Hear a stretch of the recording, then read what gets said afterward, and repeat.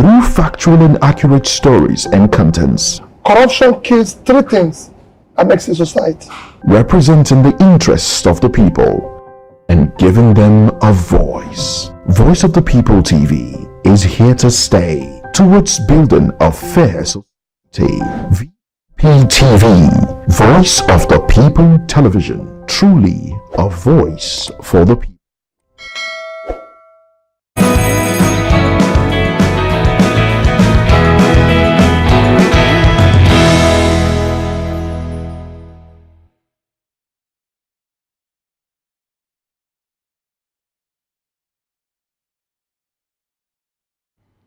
Hello, welcome to another beautiful edition of the Morning Boss and Voice of the People TV. And of course, it's a day to Easter, and I am Masinachi Okafor. Welcome. And I am Adefunke Jaisime. In the spirit of Easter celebration, we say welcome to you and have a beautiful holiday. Oh, well, there's a lot to talk about today on the show, and one of it on our radar this morning is that Wike, the FCT minister, has said, I wanted Fubara's removal. Tinubu saved River State. And the same president, Bola Ahmed Tinubu, orders armed forces to tackle insecurity head-on, demands swift and decisive action against terrorists and armed herdsmen. These are the major stories on our table this Saturday morning. However, we also have other interesting trending stories, but before we proceed, we urge you to kindly click on the subscription button and subscribe to our YouTube channel on Voice of the People TV. On other social media platforms, we have VOP TV Live. Also visit our website at www.vop.ng for fresh and trending news. As Voice of the People TV, your opinion matters to us. Therefore, we encourage you to please call and share your thoughts and reactions with us via WhatsApp on 09044732605. And because here you have more than just a voice. All right, of course, talking about having more than a voice. Well, there's a lot to talk about here on the show. But of course, we always spotlight trending topics on social media. And we're starting with the fact that the Northern Christian cleric Esther L. Buba has raised serious concerns over ongoing violence in Plateau State, describing it as a form of genocide. Buba claimed that foreign Fulani terrorists, with the help of some local herders, are deliberately attacking communities to displace residents and seize their ancestral lands. He indeed emphasized that these attacks are not the familiar local herders, but external militants collaborating with insiders by receiving critical information to carry out coordinated assaults. Why do I feel like this might actually be a way to distract us from the main topic we're talking about? The fact that people are being killed.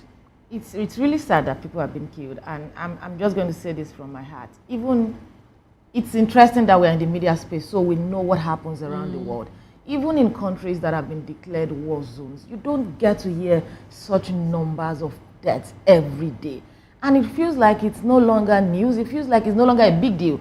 You know, while growing up, when someone passes, there's a way you feel about it. When you pass on the highways and you see accidents, you see a dead body on the roads, by the roadside, you are worried. Sometimes you can't even sleep.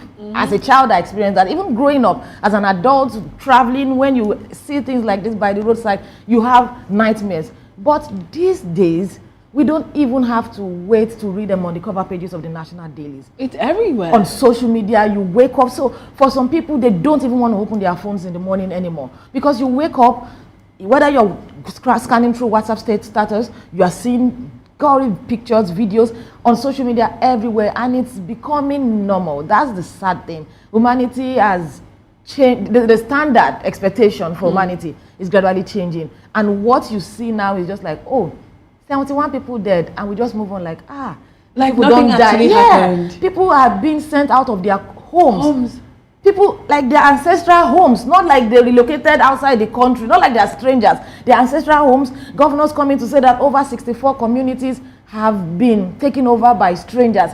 And even the indigenes, they are saying that these things are even more than 64. You know, these things are not normal. It's sad that we are in a society where we are gradually normalizing these sad events, but it's not normal. But I feel like, I remember when I served in Benue State, I could remember as far back as, not really far back, maybe like 2019. And, you know, I could hear a lot of persons, you know, being displaced. You know, when we were in camp, we could hear, oh, they are fighting here, people are killed. And I'm like, okay, so this thing I used to see on TV is actually happening very close to me. And I'm like, how close that could they actually get? And you know, when we talk about the fact that this thing is happening in Plateau, these things can actually happen anywhere in Nigeria. Masnachi, it's happening in Benue, there is Borno, there's a sad incident in Enugu State, and it's so crazy. The worst part of this is it's underreported. Exactly the point. Do you know there are some places where there are no networks in Nigeria? I've said this before. When I had to take my child to boarding school for the first time, going towards the border, we passed through places that there were no network. The villagers were looking at us like they saw spirits. Because the security men, when we got to the border, they said that they are used to a particular lifestyle. So they know the kind of people that pass. They know the number of vehicles in their community. They know every Okada man in their community. That's how bad things are. If anything happens to people like that, it might not be reported. So imagine in Nigeria in 2025. And we have the president, you know, declare a state of emergency in places like River State where there's barely anything happening there that has to do with human life. No, national security. And then we're asking, like, is this not a misplaced priority? No, Rivers is a national project. Right. It's a state and the killings in Plateau is... it's a place of interest. It's very sad. It's not laughable because I know a lot of persons, you know, have their families dead. And then you're wondering, it could be anybody tomorrow. And it feels like maybe because these things are not getting to most of the politicians or any of the politicians, maybe they're not taking it as serious as a normal or regular Nigerian, you know, is taking it. But it's actually happening to some, but not the big wigs. We saw when the Afeniferi's daughter was kidnapped and killed some years back.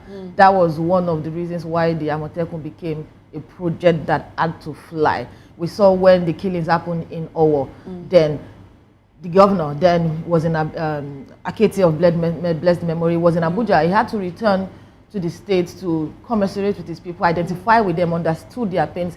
And even though community policing was not well defined at the time, he had to take a stand and say that I have to protect my people. These things are closer than we can ever imagine. These things are closer than we can ever think of. And when you look at the basis for most of these killings, you would wonder, is it just about grazing? Is it just about somebody wanting to feed their animals? How were we feeding our animals 20, 30, 50 years ago? If it's a need to maybe have more beef or whatever for business sake, there are ways these things can be done. If you travel via land in Nigeria, you will see a lot of land mass that nothing is happening. We can build cattle ranches.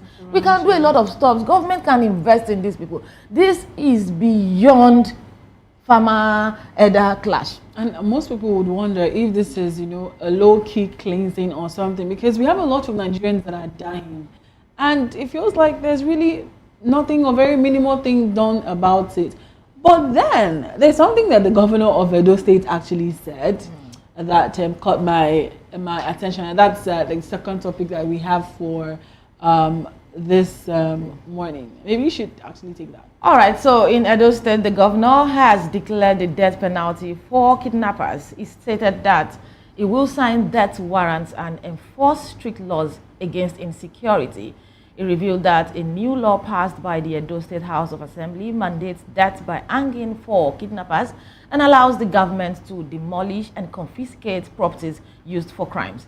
The governor emphasized a tougher security approach, including paying and training vigilante groups and profiling suspicious individuals. And if you ask me, Masunachi, I would say that this is a welcome development because we need to be extreme in the kind of treatment that we give to these people so that it will serve as deterrent to others. We cannot continue to sleep with our eyes open because nobody really sleeps deep anymore. Even in Lagos, Normal arguments will get you agitated because you don't know the next thing to expect. Growing up, you don't necessarily have to be friends, but we used to love one another. We used to have this mindset about, if you have a northerner as your security person, they are loyalists. If you have them as your customer in the market, they are amazing people, especially when you can speak their language. That's small one you're able to speak. When you can speak their language, you get the best deal. What happened to all of these things? So it's very important. I like the fact that it talked about suspicion profiling, because when there's proper profiling, you know how to deal with these people. Because while we are trying to protect ourselves, while we are trying to guard our territory, we should not do wrong profiling and start killing ourselves or breeding enmity in a way that it will now crumble the country at the end of the day. So for me, this is a step in the right direction from Edo State, and I hope that other governors will be able to do same. And it's not enough to just talk. I hope that they also get to the point where they have the political will to pull through, because like one of my guests said during the week, it's not enough to put out policies. Nigeria has a lot of policies. There's absolutely nothing that happens in this country that you won't hear, we just passed this bill. As a matter of fact, when things happen, you will hear people tell you that, this is part of our law, but we did not know. So it's not about just putting it out there to tell us that, we are going to kill them, there's going to be this penalty. No, we want it to be implemented and people can see.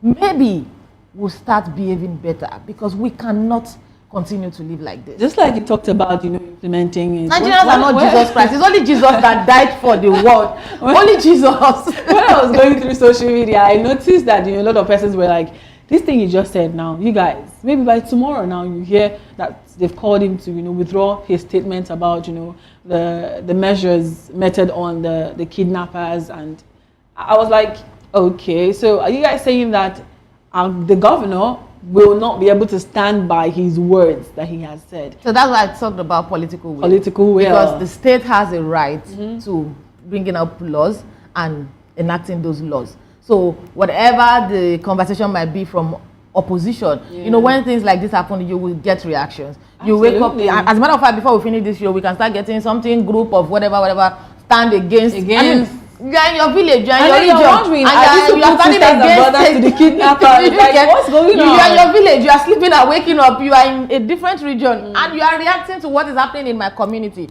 Sometimes you wonder where this is coming from, but it is normal. That's why we are humans. You always have people opposing, and the white people will say something like, there are people that eat from where there's problem.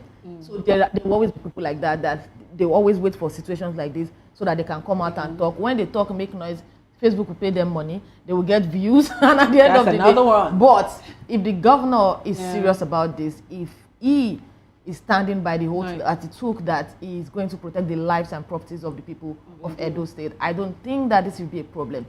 Governor Akeredolu did it in Ondo State, and that's one of the things. Yes, community policing has been in place, vigilante groups have been, but Amotekun get that legal foundation because somebody stood and called on other governors in the region to say that we are going to do this. But also, I hope other governors, get to do the same thing, because we know very well that there's some parts of states in Nigeria that, go through kidnappings and all of that. And most people don't even know about these things because maybe those kind of states are not really like states that, gets enough attention from, the government or from individuals, as we are saying. But I hope that, because these kidnappers, most times when you even pay their ransom, they get to kill their victims. So it's funny, but because we are not there with them, sometimes the people are even traumatized. They don't necessarily have to kill them. Living the comfort of your home, living the lifestyle that you are used to, being in a village where, our threshold for pain is different. I have a friend that was kidnapped last 2 years and he has not gotten over it. So you can imagine. He had to go to rehab because they beat him up, dealt with him, like they messed him up. And guess what? He was in law school. It was in the news at some point. Kidnapped them from law school and Masnachi, some people were never kidnapped. Some people never recover from abusive relationships. Some people never recover from the kind of treatment their parents gave them, especially in homes where they give some children preferential treatment above the other. It reduces people's self-esteem. it's for some people, they've not been able to go past where they are because of the experience they had growing up or at some point in their life. As a matter of fact, your productivity and functionality at work also is affected by the environment, and that's something people don't understand. We are not a people that believe in therapy, psychology, but it's very, very important. Well, so imagine people feel like, why are you sounding all whitish? Where they break my heart, 10 years I no recover. Imagine someone in the bush. So it could affect them. Some people have medical conditions that even their families are not aware of. You understand? People manage things differently. So when they pay the ransom and you now lose the person, to what end? What will you tell That's God? a high level of wickedness. It is actually. So I think I share Governor Webolo's idea of if that. you can kill people, see, even the scriptures on all sides, whatever the religion agree by the sword, that if you kill, you should be killed. So if you can be mean to when you kidnap someone, it's not that person that is traumatized. Everybody connected to that person. Did you see when that Afenifere youth leader was kidnapped? Even watching the video on social media, it was heart-wrenching. You would even wonder, you'd be like, this person is not my family, but I could feel his pain. And I was struggling to talk. It was more like a child, a toddler, trying to put his words together. And so those are the issues in all of this thing. So if you can do that to someone, then I don't think there's any penalty that is too big. Oh, well, let us see how that pans out at the end of the day. Of course, we have our analysts, of course, to analyze the stories in the studio and also virtually. But before we go right into the main topics of discussion, let us take a breather. And when we'll come back, we'll go straight to the newspaper analysis.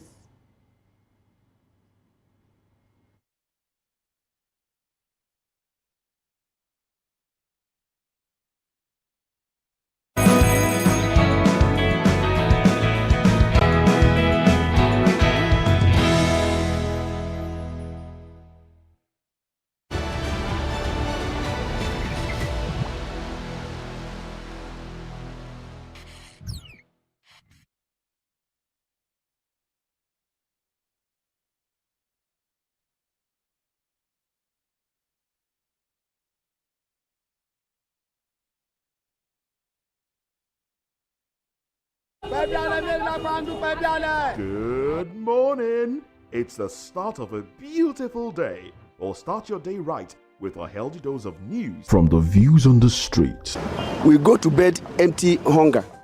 to the blaring horns of a hustling city. The loudest voices of the common man got a medium to be heard. This particular administration, they were coming unprepared. It's not a bad thing to renovate the president's lawn. Through top-notch programming, unbiased reportage of news, sports, business, entertainment, and culture.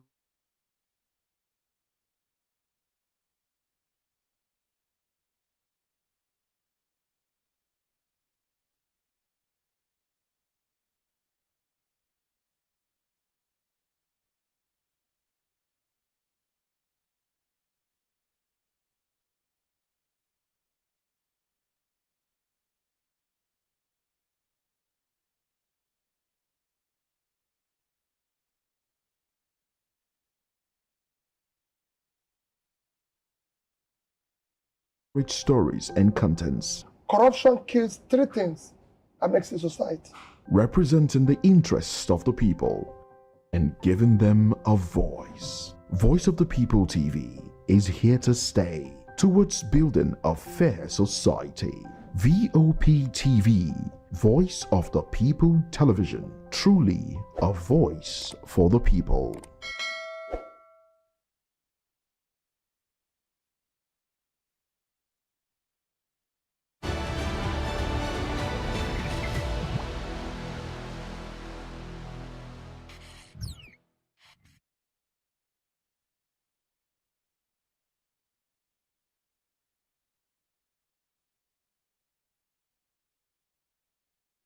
Welcome back to the Morning Buzz, and of course we'll go straight into the newspaper review for this morning, and I'm starting off with The Nation.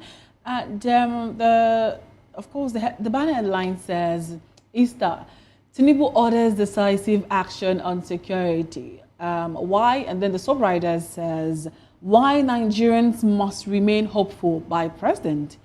Tinubu Tinubu greatest asset to North's security, says Matawale. Police beef up security in states. And then on top of the nameplates, we have Rivers emergency declaration saved Fubara from impeachment, says Wike. And then the subwriter says he opposed Atiku in 2023 because he doesn't keep his words. Declares PDP unprepared for victory in 2027.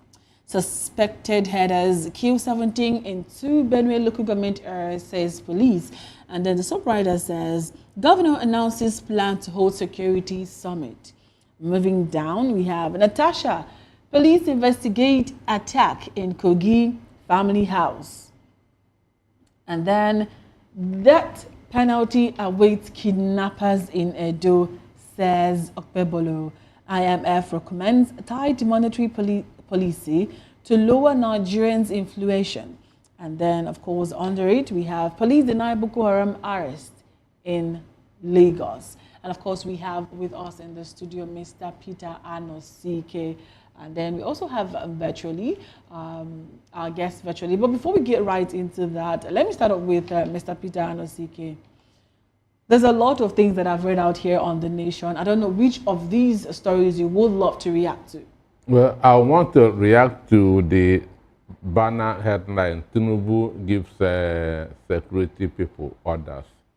For me, it is unfortunate that more than 200 people have died in the... Okay. Well, that's part of our conversation for today. So I guess maybe we should, let's talk about the death penalty that awaits kidnappers in Edo, says Okpebolo. Do you agree to that? Don't you think that that's more like a very strict measure? For me, death penalty is okay, but now Nigeria has gone beyond this kidnapping issue. Kidnappers don't take over communities. So we have more problem on our hands than the issue of kidnappers. Wow. More problems on our hands. Elaborate. Kidnappers don't take over communities. Okay. Kidnappers don't kill people. Yesterday was Good Friday. More than 17 people were slaughtered in Benue State. Yes. Over 200 communities have been taken over in Plateau State and renamed into Fulani language. Kidnappers don't do this. But kidnappers kill.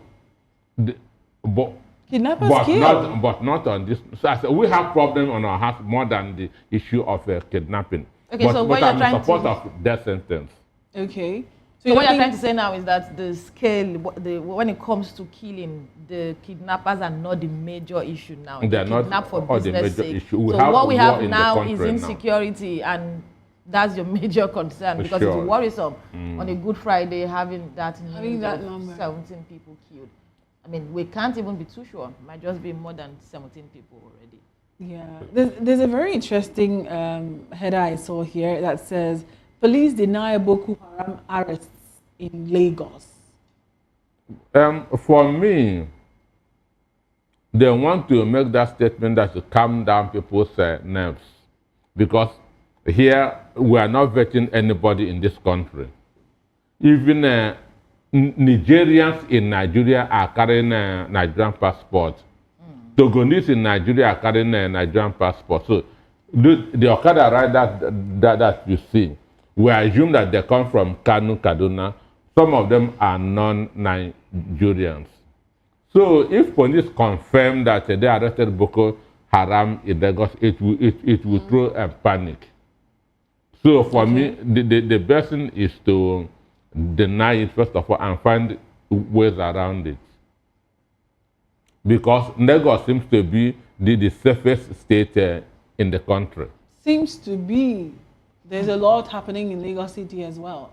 There's a lot of kidnapping happening in Lagos as well. But we are not hearing the number of deaths. It depends on what the media is portraying, actually. No, but really putting it side by side with the events in other parts of the country. Yes, Lagos seems to be the safest. Even the Southwest, if you put it side by side, talking about region. We've not had the issue of herdsmen in this state. in Lagos State. Someone did say something that we're having a conversation yesterday, and he said that they wouldn't dare come to Lagos, that once it happens in Lagos, people will start fighting against the government. Do you share that thought? Well, Lagos is mini Nigeria. Mini Nigeria. It's like a country in the country. Most families have their representative in this state. So once something happens here, it goes on a higher dimension than any other state. Okay, but let's come to Mr. Delefanimo joining us live virtually. Let's get your thoughts on some of the headlines that made it to the national dailies this morning.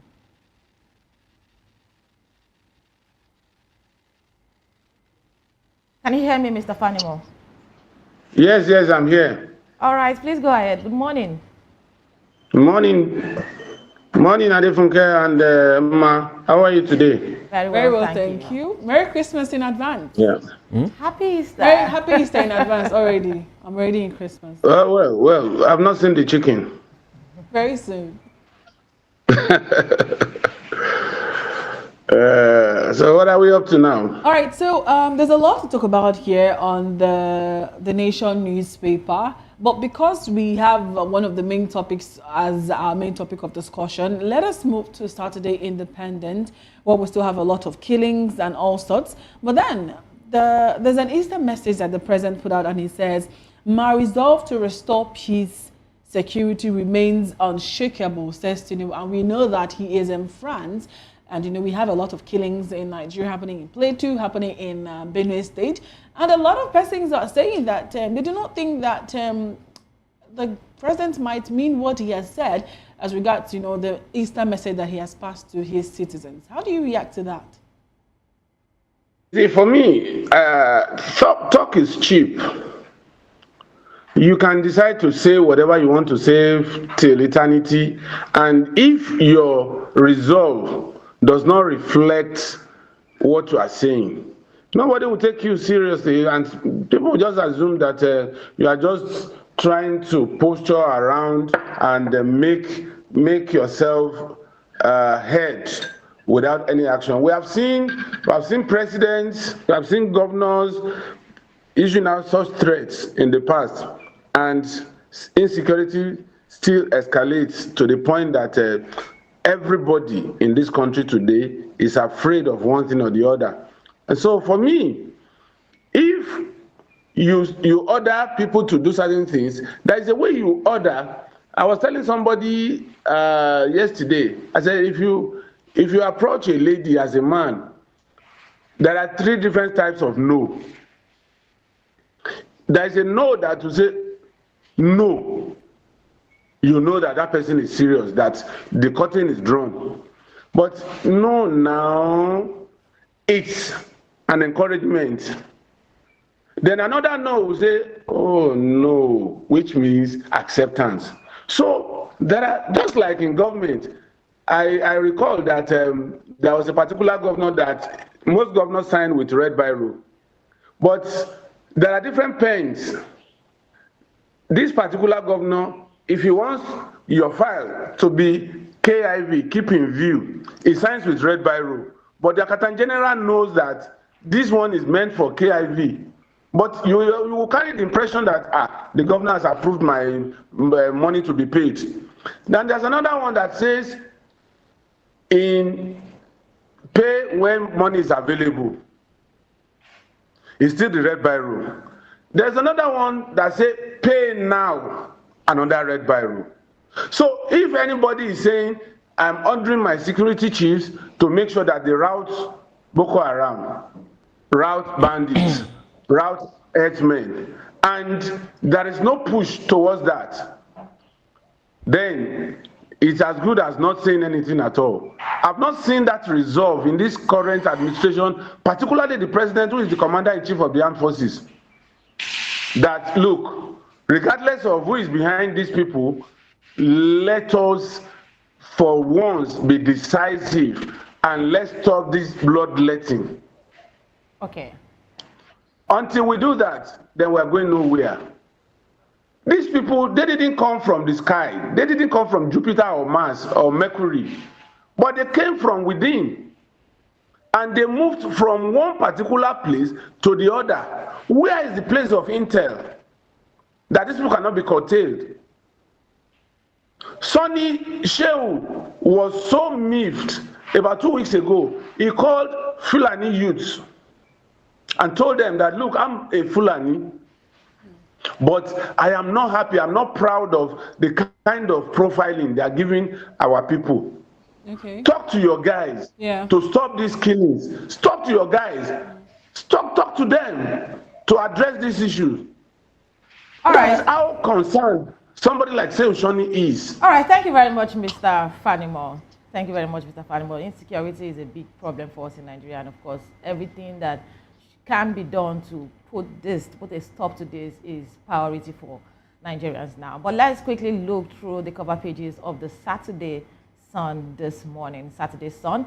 The top story on the cover page of the Saturday Sun says Black Easter in Benue Plateau.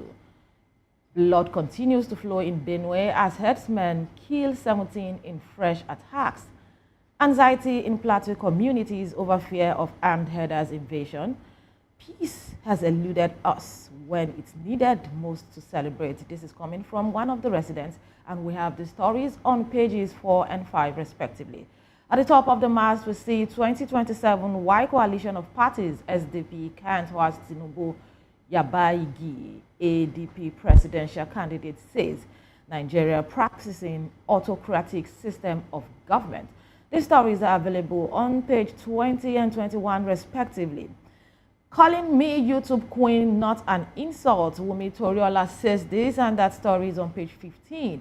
IMF flares Nigeria's persistent poverty, food insecurity despite economic reforms.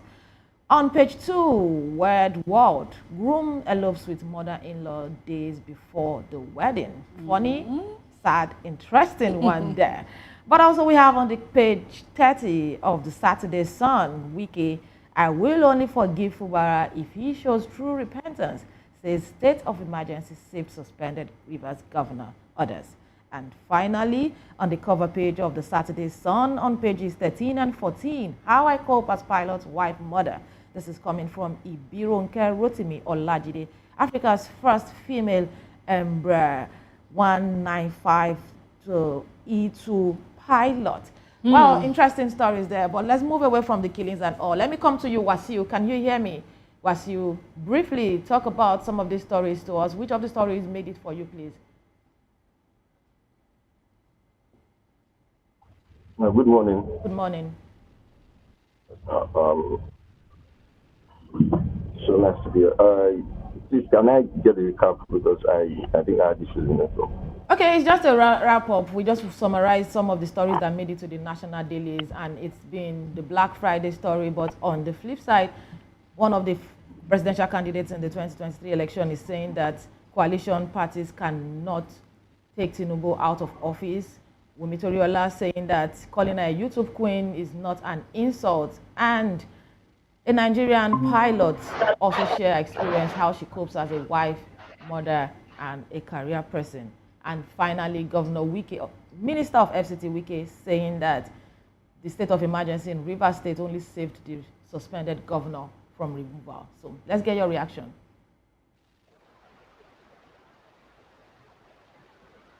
So I'll be talking about the Nigerian pilot. As a mother, it's not easy trying to combine homework, dealing with your child, dealing with your work. It is a whole lot of responsibility as a mother to do that. It's not easy. Right, looking at the fact that it is working as a pilot, you know, it's not easy, and we have to appreciate this woman. I used to say that most times we hear that they celebrate International Women's Day, they celebrate Mother's Day, they celebrate the girls blah blah blah day. You understand all those kind of things. I don't go against it, because I know that their responsibility is a whole lot of things to do. You take care of your children, you ensure that they are in school at the right time, you ensure that they get back from school, you take them out, you want them to enjoy life as much as possible. All in all, you need money to do this, and you have to work actually as a mother. You So the fact that she's working as a pilot, you know, trying to manage journey from one place to another, and even putting our children, the family, the husband, and all into play is something that deserves accolade. All right, thank you so much, and we'll urge you to stay with us as we go more into details of what we're talking about today. Well, the ICT Minister, Nyesom Wike, has said that he wanted Fubara's removal, that Tinubu saved Rivers State in the video, which we will play for you during the course of this conversation. Stay tuned for more of this.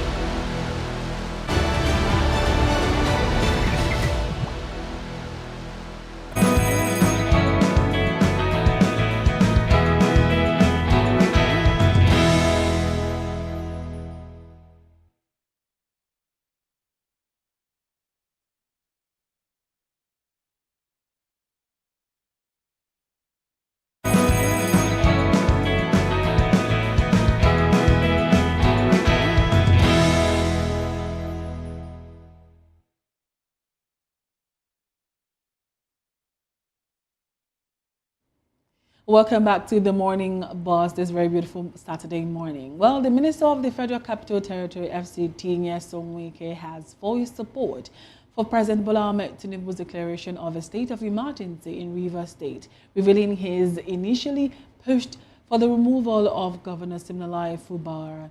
Speaking during the media parley in Abuja, Wike admitted that although he was displeased with the emergency rule, Tinubu's intervention was necessary to prevent a total breakdown of law and order in the oil-rich state. He emphasized that Governor Fubara was already gone before Tinubu's timely action, claiming the president's decision rescued Rivers from implosion. Well, every morning they should go to the president and ask, "Can we wash your feet for saving us?" he added. President Tinubu had earlier suspended Fubara, his deputy Ngozi Odu, and members of the House of Assembly for 6 months amid escalating political tension. He also appointed Vice Admiral Ibok Efe Ibas, retired, as sole administrator of the state. And this move, while controversial, was praised by Wike as a bold step to restore stability in Rivers State. And of course, to analyze the stories, we have in the studio Mr. Peter Anosike, Voice of the People TV analyst. Also, we have virtually Mr. Dele Fanimo, assistant reporter, and also VOP TV in-house analyst. And also we have virtually as well Wasiu Adetumobi. And then also, let us take that video of Wike's, all the things he said about the state of emergency in Rivers State, and then we'll go right into what our analysts have to say about this. Margaret, do you want me to tell you the truth? I'm listening. As a politician, I'm not happy. I wanted outright removal of the governor. As a politician, I'm not happy. But for the interest of the state, the president did the right thing. As a lawyer? No, I'm coming. Already the matter is in court. But people must say the truth. The governor was gone. He was gone. Yes, he was gone. So when people say, President did this, I say, look, if that's where they should be worshipping, they should be worshipping Mr. President. Every morning, go to the president, can we wash your feet for saving us? How? Mind you, Supreme Court has said no money can go to local government when it's not democratically elected. Mind you, Supreme Court has said nobody will go to the state without appropriation. In that situation, all institutions will be shut down. Health will be crisis. Education will be crisis. All right. Well, it's very funny when I heard the fact I said if anybody should be, everybody's feet should be washed. They should be the president. They should be thanking the president for the state of emergency. But a lot of persons are, of the opinion that how would an appointed minister have more power than a governor of a state? Let us start this conversation with Mr. Peter Anosike. And when I was also going through the internet, somebody said something about Nyesom Wike feeling like his father willed Nigeria to him. What's your take on that? For me, I want to start by expressing my disappointment at the media people that were at that briefing. Okay. Because they never asked him the right questions. Wike is not the first governor of Rivers State. We had Peter Odende, we have Rotimi Amechi. If they had behaved this way, would have Wike become the governor? Or the answer is no. So that's why what we have today is patronizing media men and women, which is very, very unfortunate. Because if Wike goes to UK and grant a press interview, they will roast him. They will roast him. So for me, Fubara did the right thing by building a psychiatric in Wike's local government, because from the way he speaks, that he needs it. But don't you think that it might be it's very simple thing for Fubara to just apologize to Nyesom Wike? Over what? Or maybe apologize to, the president, so that just for the sake of his people. Now, let us put aside, ego and pride. Let us talk about Nigerians. Let us talk about the people of Rivers State, their safety. They need their governor. Did the people of Rivers State elect Wike or Fubara? But seeing what is at hand, that is what we are seeing at the moment. This is not a democracy, it is a tyranny. Okay, let me put another twist to this conversation, and I would like for Mr. Delefanimo to react to this too. Last week, Tom Polo was very vocal with his decision talking about mediating peace in Rivers State.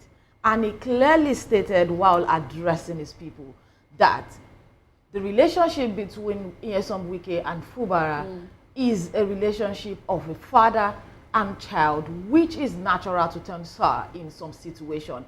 And he had said that he would personally see to the reconciliation between both parties, saying that when Nyesom Wike made Fubara governor, that's a strong statement from someone as strong in that region as Tom Polo.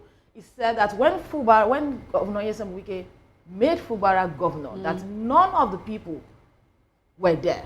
As a matter of fact, he threw this to all of us, even we media people and the onlookers watching out for the peoples of Rivers State and of course the events in Rivers State, saying that no one was there and that it was imperative for both parties to shield their swords and come together. And if you would call that kind of relationship father-son relationship, then I think that apologizing or finding a way around it, because if there was something that was missing, something had to be connected back. So let me go to Mr. Fanimo joining us virtually now. Mr. Fanimo, let me get your reaction to this unpleasant event in Rivers State and the position of Nyesom Wike, even though that media party in some way was disrespectful to the position of the office holders that were suspended. What's your take on how to go forward in Rivers State? One curious thing about what is playing out in Rivers State, particularly around Wike, is that a lot of people don't even seem to realize that the president, knowingly or unknowingly, had removed the rug from the feet of Wike. Because what Wike wanted was to have Amefule as governor of Rivers State. Is lucky in place of Fubara. And that would have been done through impeachment. But I'm not too sure if it was well thought out before the president was advised to impose state of emergency in Rivers State. So technically, the Wike group and Fubara group are losers, and the only person that can say today that is a beneficiary of whatever happened in Rivers State in the last 1 month is basically Ibas. Now, really from that pain, Wike has suddenly realized that it is now time for peace. The peace that was offered through stakeholders and even Nigerians, through our opinion and our position, that he refused to take, now is now begging that if only Fubara can apologize. It shows that he has lost some ground in the equation of things. And from what is playing out now, it is very important and incumbent on major stakeholders in Rivers State to step in at this point, now that Wike's wing had been reduced, have been cut to size, before it begins to grow another set of wings like the eagle. So for me, it is high time stakeholders who are taking sides in the course of this crisis began to look at how to come together and ensure that they rescue the ship of state in Rivers and throw out this shenanigans. Because Wike is becoming a monster, a behemoth that PDP cannot tame. Rivers is reeling under his feet. Even federal government is tolerating him. And who was Wike before he became governor and minister? He doesn't have that pedigree or sustained political clout until he found himself in the mix. So those who had been there before him, they should come together, and those who are major stakeholders, they should come together. Odili is still alive,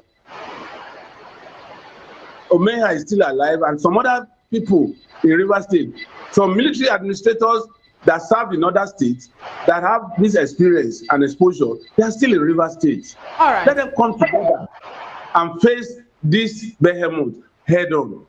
All right, thank you very much for that response. Let me come to you, Wasiu, here in Lagos.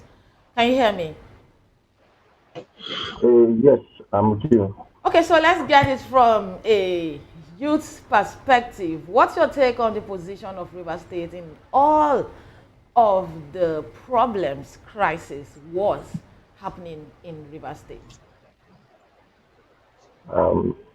Looking at it, starting from the point of the declaration of state of emergency, I would say that the president is trying to be careful, putting the people in the loop, in the sense that if the issue has turned out to the issue of explosion, security threats, and all, it is very necessary that the president appears. Though there are some things that need to be put in place. The issue between Fubara and Senator Wike is actually a very big issue, and I feel that there are needs for stakeholders. Every state, every community. Let me use a community as an instance. If you are running a community development association, CDA, aside the executive of the CDA, there are stakeholders in the community. When there are issues in the community, these stakeholders, there's always a need to meet with stakeholders of the community to try to resolve issues that is between the ESCOs and some members of the community. Now, in this place, I feel there should be a meet-up with the stakeholders of Rivers State, stakeholders in Rivers State. they should find a way to kind of resolve this issue, because I feel most times resolution is really hard to do, but then I feel it is the way to solve problems, because if we agree that we should just continue to fight on and all, it will affect the people, the masses of the state will be really affected. But then I feel coming together with stakeholders, the senator, the governor, and all, come to a round table, have a discussion, try to settle things better. Because the point of which Senator Wike was trying to say that he would have loved that he was impeached. That he was impeached. I wouldn't bow to that, because I felt the people chose their person. He was voted in by the people democratically. The people voted Governor Fubara in. Possibly one way or the other, he may have his own influence, maybe by campaigning for him or supporting him as at the point where he was having the aspiration. But currently, the people of Rivers State chose the governor. So I think they should come to a resolution in that case. Yeah. Thank you. All right. Thank you, Mr. Wasiyo. Well, let us come back to the studio. Mr. Peter Anasike, it was alleged that these problems started when Wike, wanted 25% of River State budget, but then, it was said that Fubara only gave him about 10%, which, he rejected, and we know how far they have come together. We know how far these two persons have come together. And Wike said a lot of things about, the president saving the situation in Rivers State. But most people feel like this is, more politically motivated because 2027 is around the corner. And of course, the president, the APC, needs Rivers State for the elections. How do you think this is actually going to pan out at the end of the day? I want to start with the statement that Tampondo made. Okay. That when Wike made the Fubara governor, nobody was there. Was it in his bedroom or where? Didn't the people of River State voted on March 15? So, where did Wike made the Fubara governor and nobody was there? Which means people of River State did not participate in the last governorship election. Is that what Tampondo is saying? That might be a political statement, actually. Because he understands how these things work out when it comes to political parties, ordaining the flag bearer of parties. Even it's so terrible for as low as the local government, even councillors, they've had situations of nomination. So maybe that was the angle he was coming from. Nobody has ever become anything on earth without help. Of course. Nobody on earth. Wike was helped to become governor. And Wike helped another person to become governor. But even talking about it right now, are we supposed to be having this conversation of people helping people to go into power when we're supposed to have people come out to vie for this power, and whoever it is that, that fits the crown, takes the crown? No, even before people, everybody received help. No matter any field you are, somebody must help you, somebody must be behind you, people must push you. And now, are you talking about godfatherism? Because I feel like that's what you're almost talking about. I'm not talking about godfatherism. So what's this help about? Excuse me. An instance, in 2002, some newspaper advertised. I didn't see the advert. Somebody brought my attention to it. It's help. I now have to go for the processes. About here but it's not the same. It's help. So there's no way Wike would have come on national dailies to say that I need somebody to succeed me in River State, and Fubara would have seen it on the national dailies or probably on social media and come and say, oh, people, please canvass for me. Because you also remember that I think last year, there was a video where Wike was saying that he was wishing he gave somebody else the governorship We saw it trended online where it was more like he was, you know, regretting giving Fubara the platform to the ticket. Yes, the ticket. Platform. So now but the people help. of Rivers State voted. Without the vote of the people of Rivers State, Fubara would not have become governor. But do you even think that this thing you're saying now, that even the people believe in the voting system of this country, knowing how elections pan out in Nigeria? At least people voted. At least votes people were voted. Votes were counted. Votes were counted, and whether they were good, invalid, he has more votes than the others, whether valid or invalid. In putting more details to this River State case is a very dicey one, because for a lot of people, their concern is about the precedent being set, not even about the position of Wike and Fubara. Because a lot of people have looked at it from the logical angle, saying that you cannot whine, dine, promise. We saw when he was declared winner, he went on his knees to appreciate the governor. The talks about the 25% are mere allegations. Neither Fubara of Wike have agreed or confirmed that statement, so we should be careful about that. The only thing that has been put out here is the fact that there was a structure that was built in agreement prior to bringing him up to become the flag bearer of the PDP in Rivers State, and that structure not being held is what the problem is. But I want you to also react to this. The position of Wike in all of these things cannot be undermined. What exactly can the presidency do differently? Because a lot of people believe that Wike is going all out because he has the presidency. He has the backing of the president. He has the backing of the president, and he has been supporting. The president has been supporting him because he is on a mission for the president for 2027.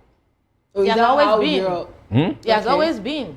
He's on a mission for the president in 2027, and because of that, the president is supporting his. Well, Wike is with the PDP, and he is appointed working for the APC. No, Wike has said that his mission is to deliver River State and the FCT to the president in 2027. Mr. Anuske, let's dwell on this crisis. What should the presidency do differently to resolve these issues? One, the president should call Wike to order. How many times is he going to actually do that? They have not done that. They have not done that. The last state conference that Tinubu addressed, he made Fubara the victim. He never mentioned Wike. So nobody has called Wike to order. Wike has a job in Abuja and not in Port Harcourt.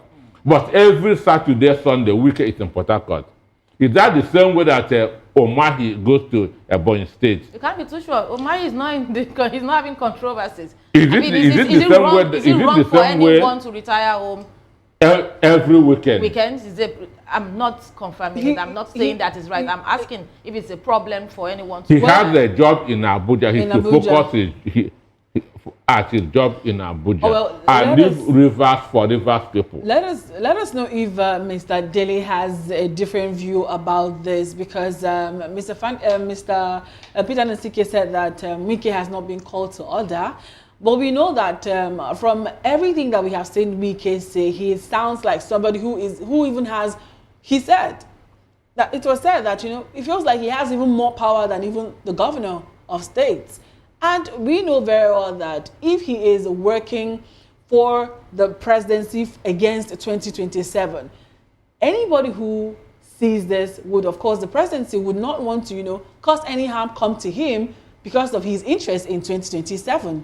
So how do you think this might actually play out? Let's talk about the people of Rivers State now, because I believe the Rivers State people want their governor back. They want things to return to Rivers State as it should be, which we know that being given the 6 months suspension is, of course, going to, you know, do a lot of, or maybe a level of damage to the state at hand, even though they have, you know, an administrator who is running the state at the moment.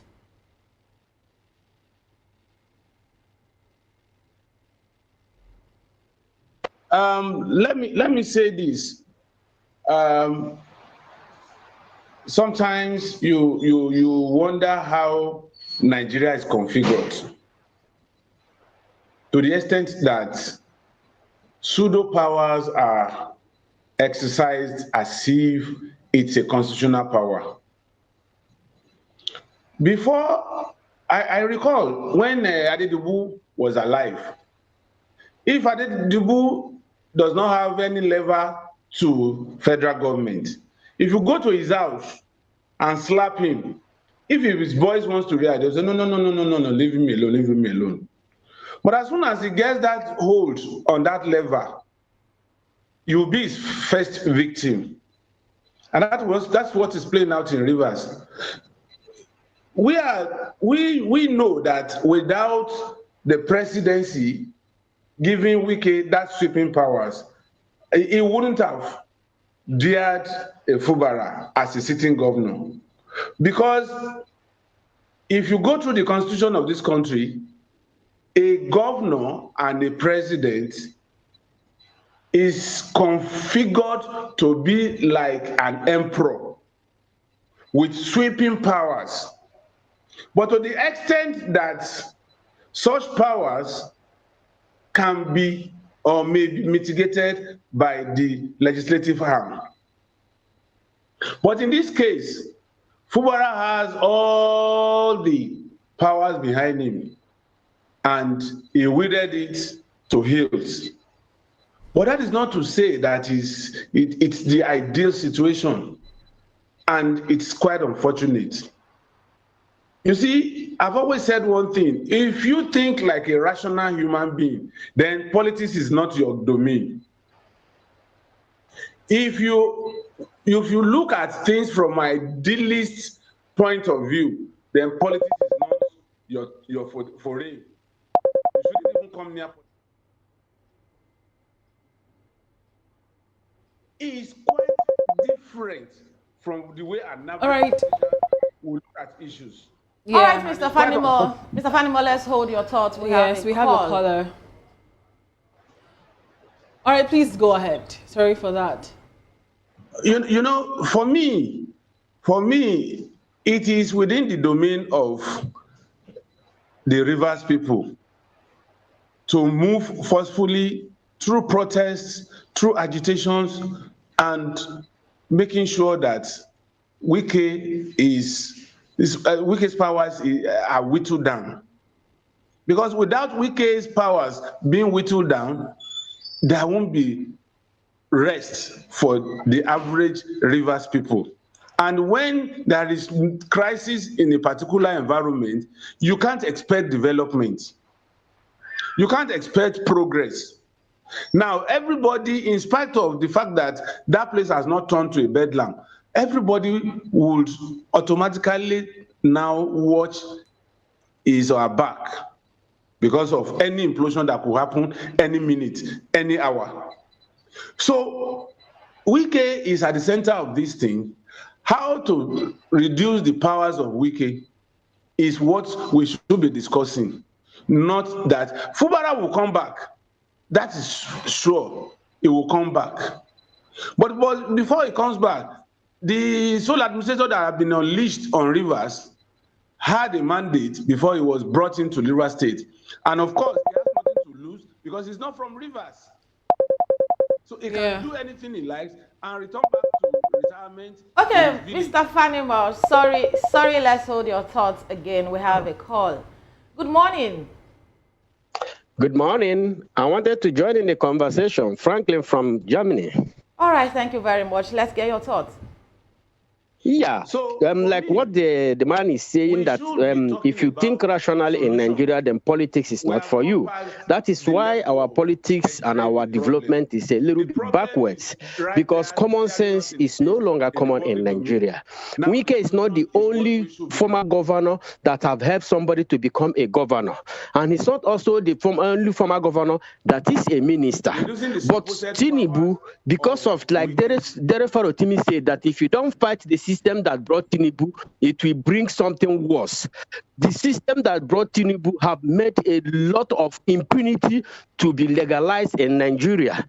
You can see a situation where a lot of people are dying and the president is in France. Instead of coming back, he's going from France to UK. Such things cannot happen in this France where he is, where he came. The French president cannot have a crisis in his house and he will relax in Germany or in any other country.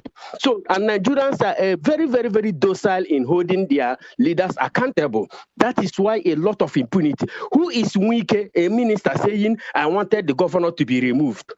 In which civilized country do you see such things? That is why our politics and our development is a little bit backward. So I urge Nigerians to rise.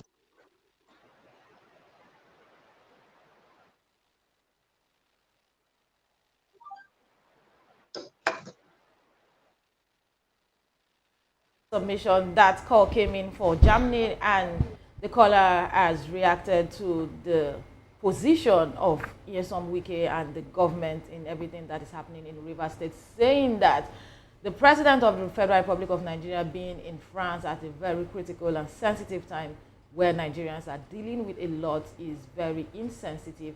And he has also talked about the fact that the president of France, the country that is hosting the president, cannot be away for that long, saying that it is absolutely wrong, insensitive for the president to have moved from France to the UK. But Nasnachi, what do you make of the caller's submission? Well, I think I quite agree with him, and then it's a very important thing that we have a lot of persons, abroad chime into conversations like this, because you might be away, but whatever it is that happens in the country, still might concern you, because you might have loved ones, friends and family that that still concerns, that are still in Nigeria. So I think I kind of share his line of thought. But of course, for you to also calling, in case you're wondering, how did this caller calling, do well to call us on 0904 4732605 so that you can be a part of this conversation. And then, of course, this is where we will wrap up this. But before we do that, let us get the concluding thoughts of Mr. Dele Fanimo. Concluding thought is that Rivers State should be allowed to breathe. Whoever and whatever is at the heart of this crisis should be taken out as quickly as possible, because one, Rivers State is strategic to the development of this country. Rivers State is strategic to our economy. And so we can't afford to toy with that particular state amongst the 36 states of the Federation. Something drastic should be done to rescue the ship of state in Rivers. All right, thank you so much, Mr. Dele Fanimo. I don't know if Mr. Wasiu is still with us. Let us just get your concluding thoughts before we go right into the next topic of discussion for today. In conclusion, what I will have to say is that every state independently has a way of expecting growth in the country. Every state has its own way of impacting growth in the country. Economically, both by personal development of the people, from the lowest of the lowest person in the state to the highest person in the state. We all have our impact on Nigeria as a country. So I feel it is high time they look towards resolution and neglect all issues. Thank you very much, Mr. Wasiu. It's been quite informative, and at the end of the day, we are brothers keepers and we need to look out for one another. But it's time to go on a break. Tinubu orders armed forces to tackle insecurity head-on, demands swift, decisive action against terrorists and armed herdsmen. This we will be discussing after this break. Please stay with us.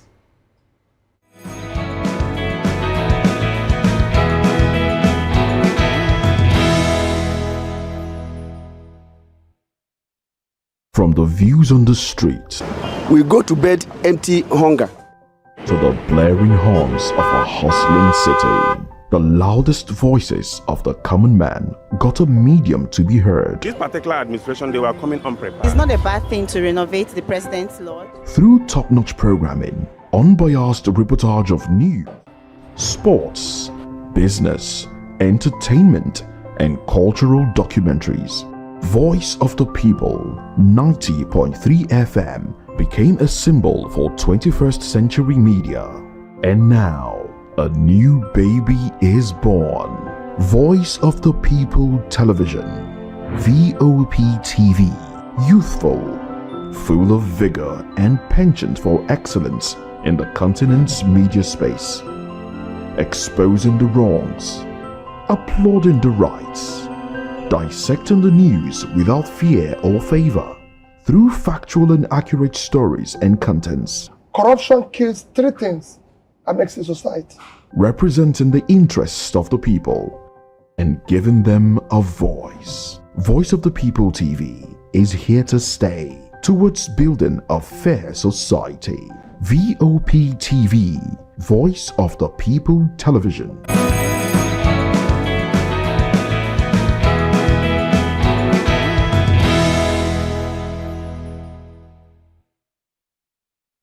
Many thanks for staying with us on the Voice of the People television. It's still the morning boss, the most exciting and engaging breakfast show every weekend. President Bola Ahmed Tinubu has directed Nigerians' armed forces and security agencies to end insecurity across the country decisively and without delay. In his Easter message from France, he acknowledged the recent surge in violence by terrorists and armed herdsmen and reassured Nigerians of his administration's commitment to peace and security. He also addressed the economic struggles many citizens faced, pledging continued efforts to stabilize the economy and promote inclusive growth. Emphasizing unity and resilience, President Bola Ahmed Tinubu urged Nigerians to stay hopeful as the country works toward recovery. Joining us in the studio to analyze the stories this Saturday morning is Mr. Peter Anosike, Voice of the People analyst, and also we have Mr. Dele Fanimo joining us virtually. He is a seasoned reporter and also VOP in-house analyst. And also virtually we have Mr. Wasiu Ajetumobi joining us to discuss these conversations. Let me come to you, Mr. Anosike, and I want to dwell on a particular part of this message. In his Easter message from France, he acknowledged the recent surge in violence by terrorists and armed herdsmen and reassured Nigerians of his administration's commitment to peace and security. Though some will argue that it's a government, it's not an individual.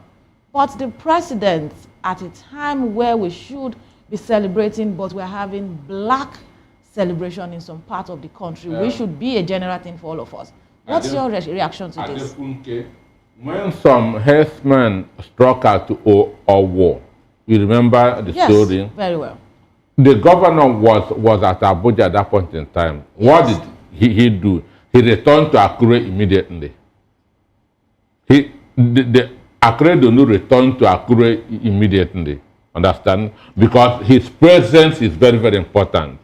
He is the commander-in-chief of the state. Tinubu has become the modern Nero. There's a popular proverb that Nero was passing while Rome was burning. And it is ironic that Tinubu is sending this message from France. Because at a point, around 2018, Emmanuel Macron was on a state visit to another country in Europe. And the 17-year-old boy was stabbed in Paris. Yeah. Emmanuel Macron cut short that his state visit and returned to France immediately. A 17-year-old boy was stabbed, not even killed. But Tinubu is in Paris, and 150 people died in his country, and he's still in Paris. So imagine what Macron will be thinking about this man, that this man has no heart, that this man has no empathy. Understand? And 3 days ago, I read what Bayo Nonoga posted, that Tinubu is governing effectively from Europe. So if if Bayo Ononoga is a responsible father and his house is burning, so this is what he will, from where he is, send a message. Okay, well, let me ask Mr. Dele Fanimo a question with what you just said, Mr. Peter. Like Mr. Peter just said, Mr. Dele, I hope you're still here with us. But Mr. Peter said something about, you know, Yes, if you're I'm here. responsible, if you're a father and then your house is burning and, you know, you're far, won't you come home? But then, does the president really need to be in Nigeria for things to work out in Nigeria? He has been with us for 2 years, and, you know, a lot of things have been going on in the country, you know, insecurity, terrorism, you know, hunger and starvation. Do you really think that if the president, you know, were to be in Nigeria at this moment, that there would be any much difference? Be much difference, because these marauders we are talking about, they are not from the mass. They are also gathering information. They are also looking at the body language of those in authority. They are also watching how state actors are reacting to what they do. Let me give you an example. Why would Toji not stay in Niger and confront the military junta in Niger? But he finds a safe haven in Nigeria, where he is imposing tax on villages, 25 million naira per village. Even the federal government may not have imposed such amount on the entire village in a year. Now, a village would have to pay 25 million naira. Where are they going to get that money from? And that tiny man that calls himself Toji Bello looks like a miscreant, except if that photograph I see is not that of his photograph. And we cannot, this is somebody that Gumi went to his den and sat with him, with Nigerian soldiers protecting Gumi, while miscreants like Toji are also protecting Toji. They sat, took photographs, took videos. And our security operatives cannot take out somebody like Toji, who is, for crying out loud, a Nigerian, almost holding the whole federal government to ransom. Who does that? Let the president cut short his visit. Let him call his service chiefs and CDS. Let him give them the right order. And if, after about 7 days of inaction, he should remove all of them and replace them. It will send a signal to these bandits, these armed X-men, and all these miscreants that they call themselves. Look, if you discuss with an average military officer today, if he has confidence in you, he will tell you that if federal government gives the right order, it won't take more than 2 weeks to exterminate these miscreants. Because I call them miscreants that are not as sophisticated as trained military officers. All right. But when you tie a lion, a dog can harass that lion. Right.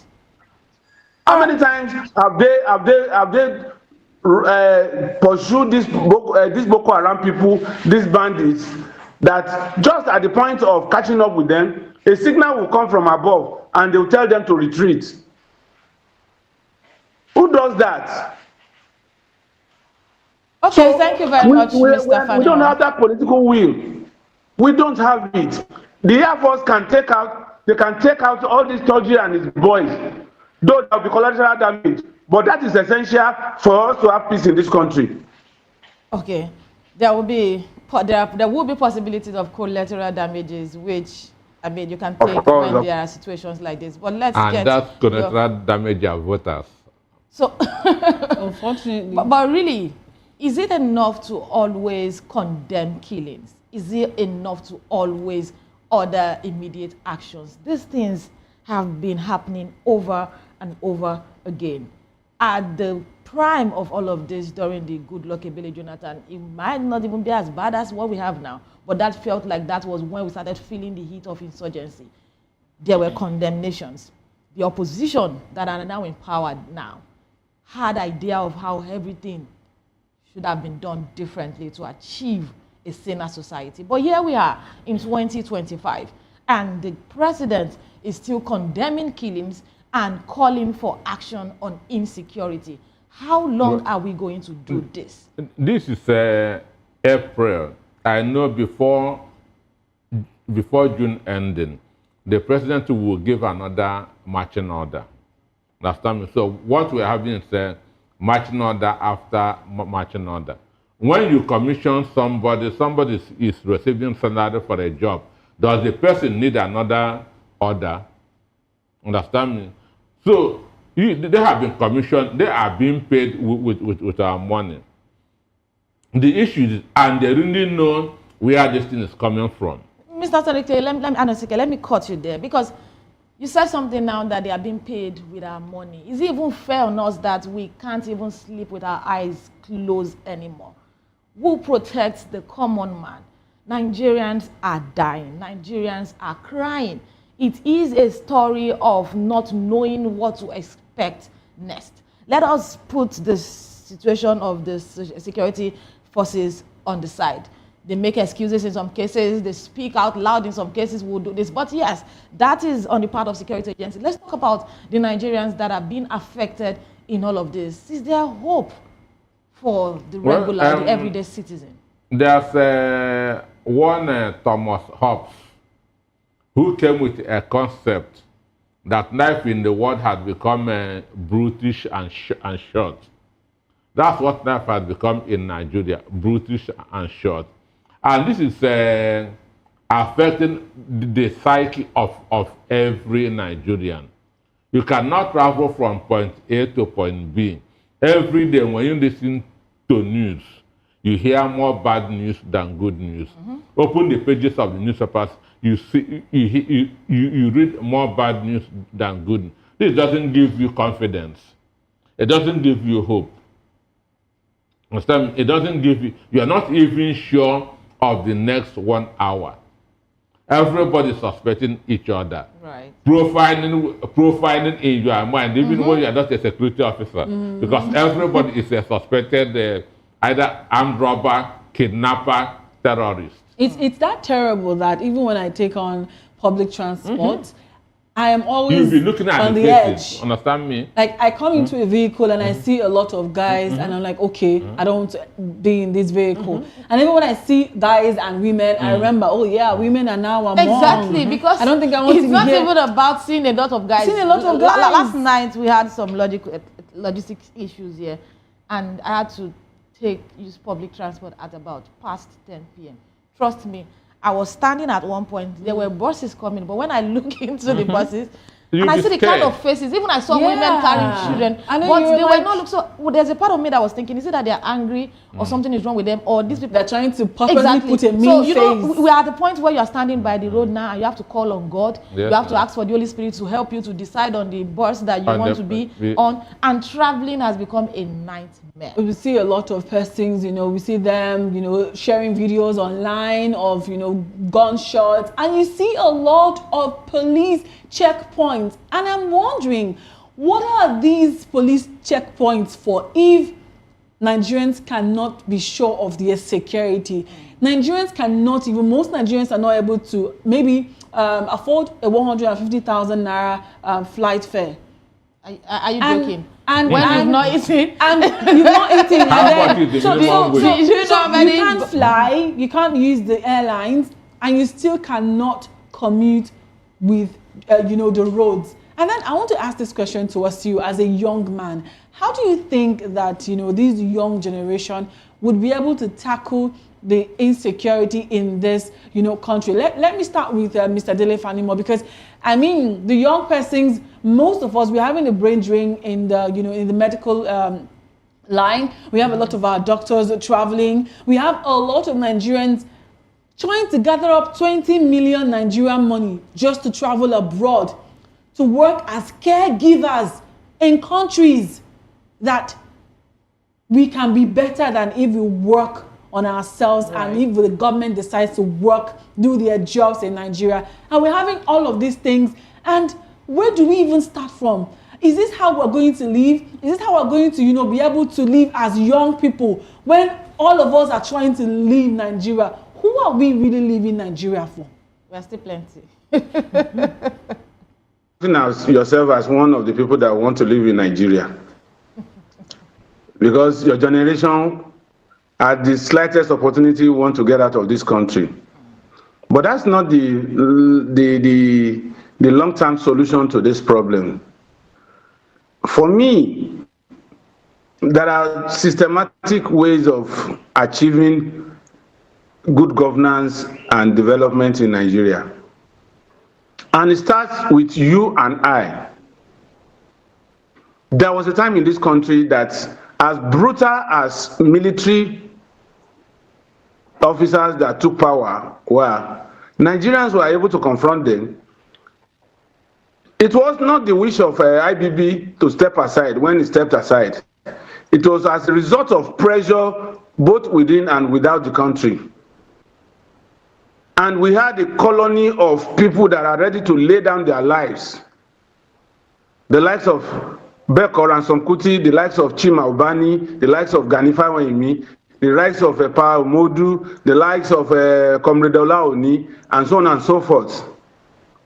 But that colony is completely depleted today.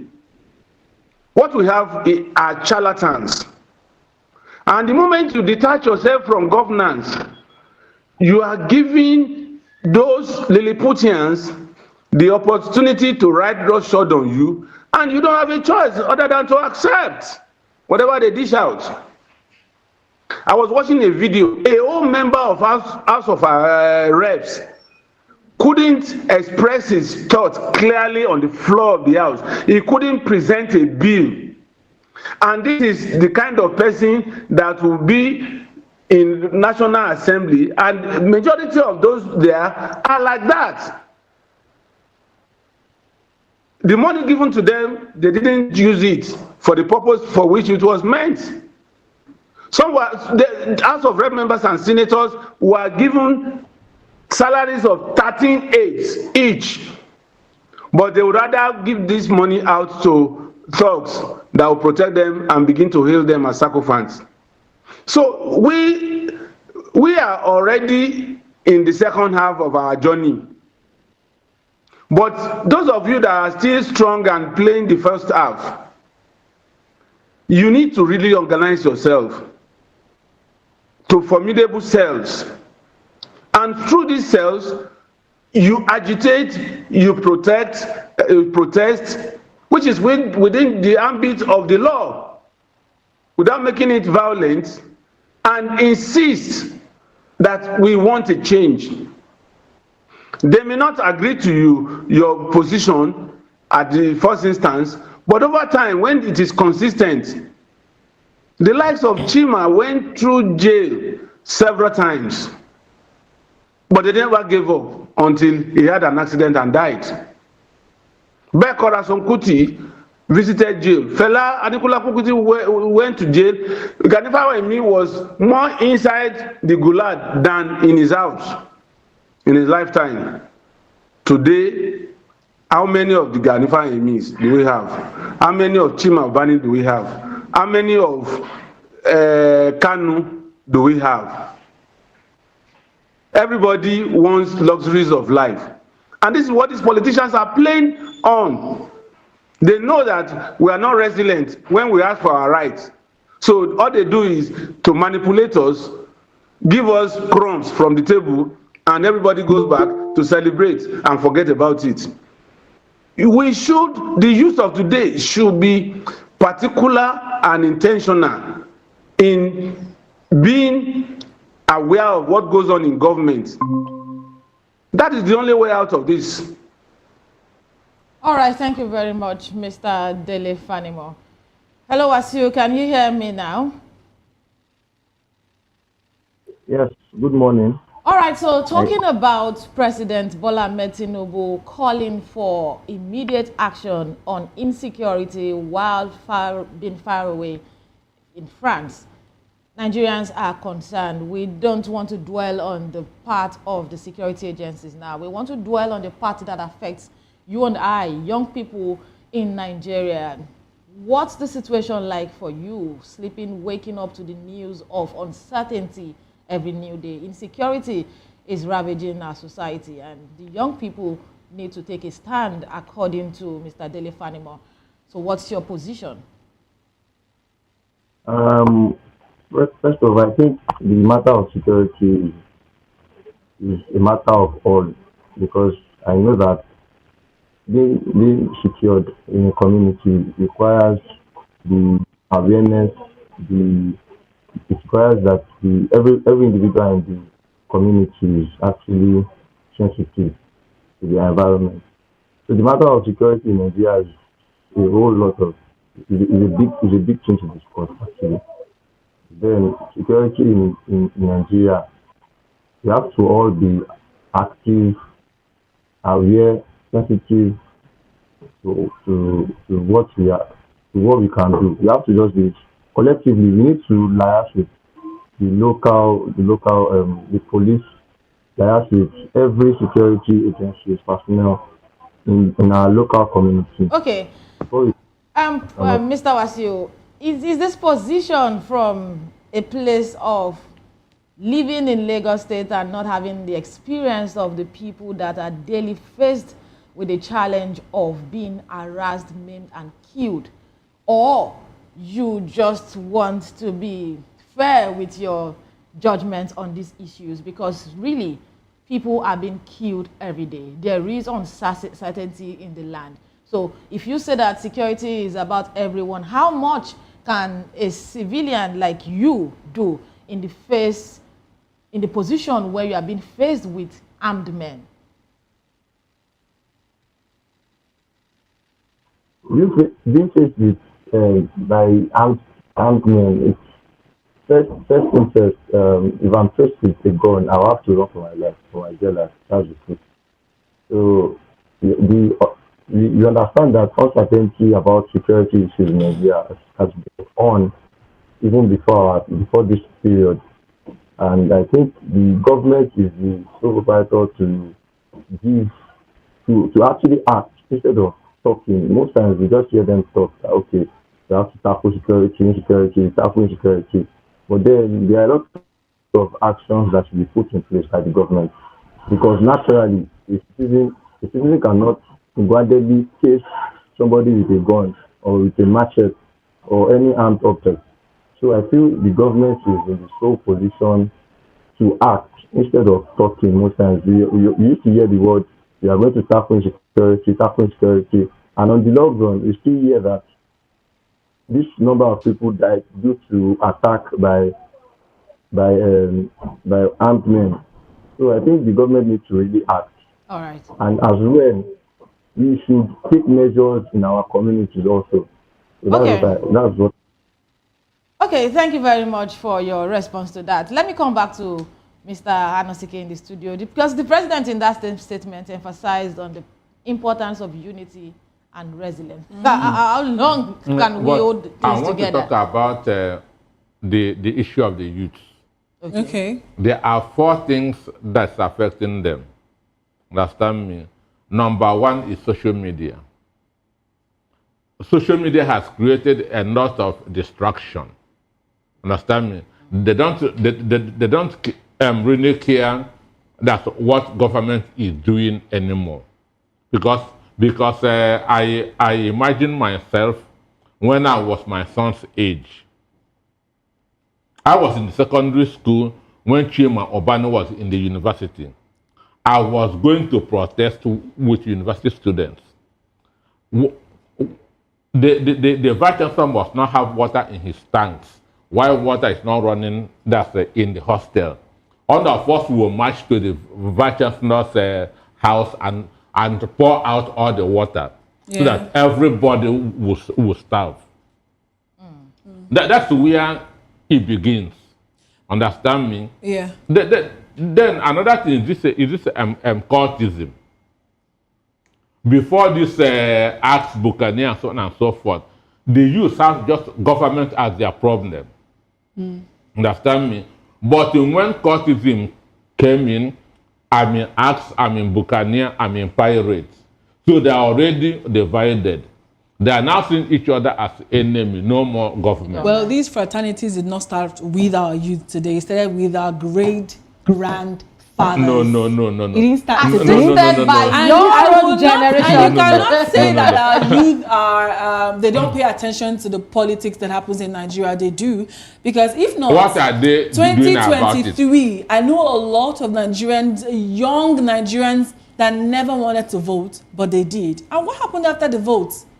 Excuse me. You know better what happened after the vote. Go and we've had a lot of these young persons go out in the streets of Lagos, Abuja, streets of Nigeria to protest against bad governance. So I really will not say you can sit here to say that our Nigerian youth are not trying to pay attention to what's happening in the country. Go and check all the videos of protests from 2001 to 2012. You will not see Dennis anymore and me. Go and check all the videos. NSAS protest happened. I said all the videos from 2001. And you saw what happened. So from 2001, because you just asked us now that what have the young people done with all the information they have? What have your generation done? And we still have the older generation that have refused to calm down to understand that they should retire. We have these older generations that have refused to understand that they are old. Well, they need the younger generation to be empowered. Now looking on to you people like Wike, they don't want to retire. So there is this issue of corruption. Actually. There is this issue of corruption. A young lady won SUG president at Unical.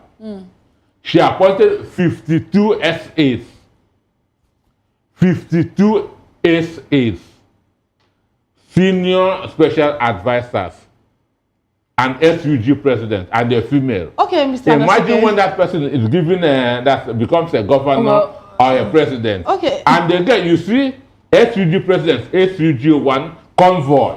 It was not happening in our days. We have a lot of the older generation that have done worse, actually. It was not happening in our days. So as a younger generation, I'm saying that we are fighting for the betterment of running on convoy. Mr. I don't want us to put it as a war against generations now. Anybody could do anything. We had a young Yaya Bello as governor. We have the older governors. It's about a people thing and talking about our responsibility and how we put ourselves out there. I think that it's a system thing and it's more of what we value as humans and citizens of Nigeria. So let's settle it. Are we good, young people? I hope the young people are good. Are you okay, old generation? They should start from where we stop. We have a lot of tweets from social media. I don't know if we can have the tweet on the screen so that we can, read the reactions from netizens. All right, since we do not have that on the screen yet, let's. Okay, so we have this one from. We have this one who says, okay, we have Michael David. Michael David says, why can't people have courage to say Wike is the problem of Rivers State?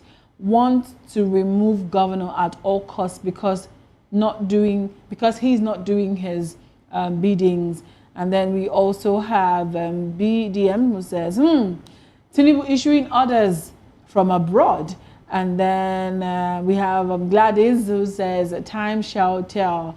And then, all right, we also have this one, my sister in white dress, God bless you for saying the truth. I had same feelings during my growing age. Whenever I had that someone died, I cannot sleep because of the dead person and fears in me. All right, and that is the reaction we have from social media. Thank you so much, Mr. Peter Anosike, for being on the show with us today. Thank you also, Mr. Dele Fanimo as well, we thank you. And then also we thank you, Wasiu Adetumobi. Well, we'll go on a break and come back with the trends. Stay tuned on The Morning Buzz.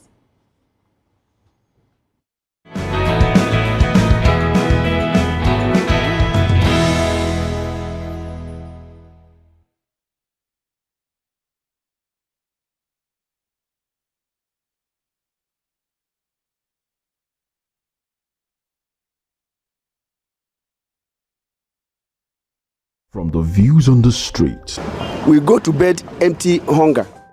to the blaring horns of a hustling city, the loudest voices of the common man got a medium to be heard. This particular administration, they were coming unprepared. It's not a bad thing to renovate the president's lord. Through top-notch programming, unbiased reportage of news, sports, business, entertainment, and cultural documentaries, Voice of the People 90.3 FM became a symbol for 21st century media. And now, a new baby is born. Voice of the People Television, VOP TV, youthful, full of vigor and penchant for excellence in the continent's media space, exposing the wrongs, applauding the rights, dissecting the news without fear or favor, through factual and accurate stories and contents. Corruption kills three things and makes a society. Representing the interests of the people and giving them a voice. Voice of the People TV is here to stay towards building a fair society. VOP TV, Voice of the People Television, truly a voice for the people.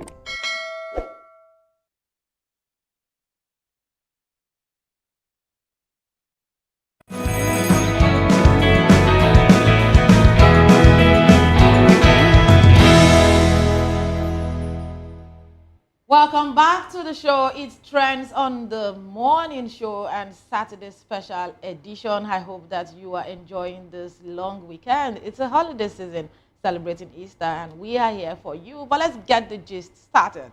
Davido has released his 5th studio album 5 on April 18, 2025, featuring 17 tracks and a blend of local and international artists.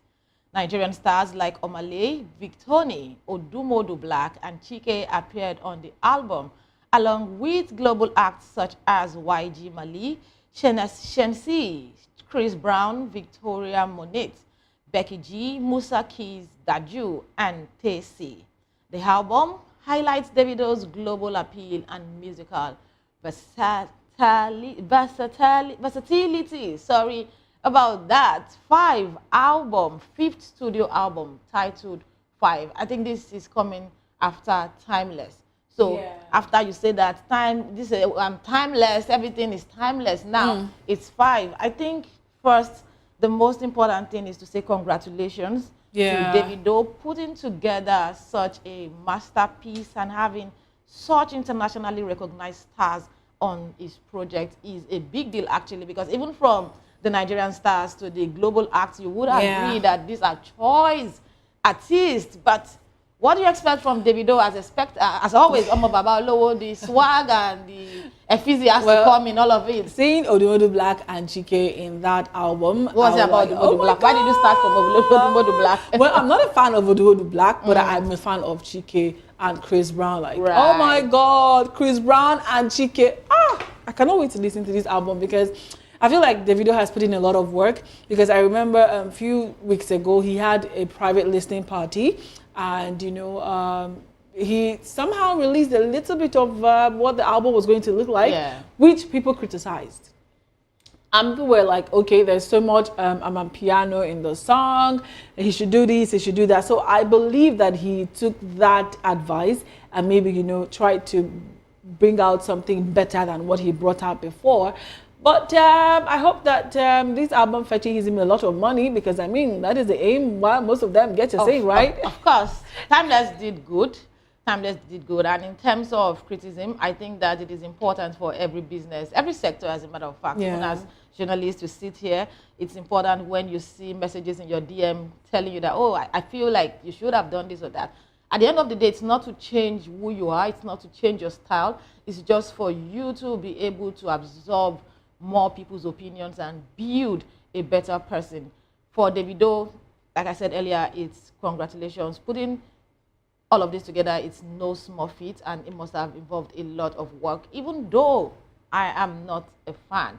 But I like his songs, You're not a fan of Davido, so whose fan are you? FC for life. Oh my God, you guys are too proud. Don't do that. You guys are too proud for my liking. But as much as I belong to the FC, maybe so for me, there's nothing that is coming from a whiskey that's going to be a problem. Maybe there's this sentiment or bias from Surulere. I do not know, but I want to even relate this to the fact that people are saying that, oh, you should reduce this in your songs and all.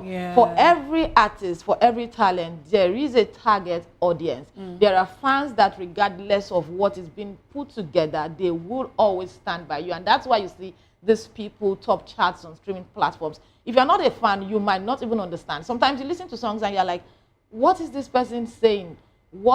It's not making any sense. But you will be surprised when you see them topping the charts. But we have one of the videos. I think this is one of the songs in the album. Let's take a listen. And you know very well that despite the fact that Davido is a rich kid, we still see that Davido is still working really hard to make more money, to get, you know, deals, to sign endorsements. And I think he's somebody that I would say that the young people can actually look up to when it has to do with making money and in business. He's from a wealthy family, and he could decide to, you know what, I don't think I really want to struggle. I don't want to, you know, hustle like most people say. But he still tries to make music, still tries to make money off it. Unlike somebody who came from a family that is not so wealthy, that would, you know, want to just, you know, I know, go keep myself, let me just relax and be taken care of. So I think Davido is really doing an amazing job when it has to do with his musical career, because he started quite early. He started really, really early. And the fact that being married to Chioma, I think being a married man, I think has also helped him, which he said in a podcast a few days ago, that, you know, being married, you know, has taught him a lot of things, and that he is no longer dealing with, you know, baby mamas and the rest of them, that he is going to be clean for now. I totally understand that position of being married, but I do not only think that it's just that. I think that maturity comes with growing up, and a lot of responsibility. Being married is one thing, but also, there's a place of privileged entrepreneurship. So when it comes to people having rich backgrounds, I think it's in all sectors. It's about an individual thing to want to succeed in life. There are generational wealth, and there are people that would put themselves out to say that this wealth, we are going to take it to the next level. So regardless of the position anyone finds themselves, I think that it is good to aspire, to dream big, and to pursue your dreams. And for Davido is in a class of the people that you will call born stars. So regardless of their background, whether rich or poor, they were going to make it regardless. And it's even more interesting to see that he puts in a lot of work. I like the fact that he engages his fans too. Always. I mean, you can say that Davido is one of the most available when it comes to even though you sang, I'm not available. Like they know they see me, but actually when they see them available. So, you know, all of these things put together, you would agree to that, the fact that it's just a person thing. And of course, we just have to keep congratulating Davido. Someday, we should be somewhere too that we'll be able to say, I did this, that's absolutely. It's a journey, and so he has come this far. Of course. Let's see what is coming after this. Yeah, of course, we'll trash that song if he did not do well. Like, we'll give you a review. If he doesn't do well, there's no bad song. Don't tell that to FC members. We're not doing this. Tell that to FC fans. I was able to mediate between the young generation and the old generation just some. So I should mediate now. So take it easy, kada. Well, that is where we'll wrap up the show for today. Do well to stay tuned for more programming on Voice of the People TV. Master Nachi Okafu. And have yourself an amazing Easter celebration to the Christian faithfuls. Adefunke Jaisimi. Have a great weekend.